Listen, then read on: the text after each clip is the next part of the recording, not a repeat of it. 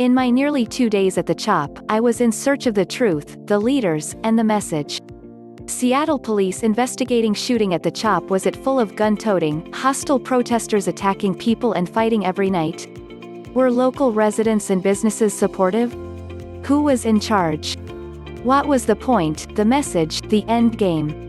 Photos from the CHOPWhat I found was a mixed bag of conflicting messages: communities, infighting, support and frustration among the locals, plenty of tourists, and no shortage of profanity that, in my opinion, is one of many factors drowning out the important cause that started all of this in the first place. This was not my first time to the occupied area on Capitol Hill, but it was my first sustained period there where I observed and spoke to people at all hours of the morning, day, and night. The barriers on Tuesday afternoon, I arrived to find concrete barriers being placed in a large semicircle encompassing the East Precinct vacated by Seattle police just over a week earlier. Crews were also moving barriers to allow for one-way traffic to maneuver along East Pine Street, as well as 11th, 12th, and 13th Avenues.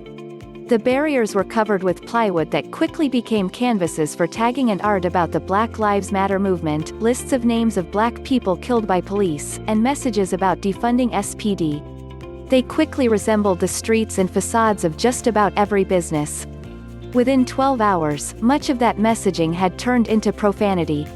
Within a few hours, some of the occupiers had blocked off roads now meant to allow one-way traffic so that the roads were again impassable. But why?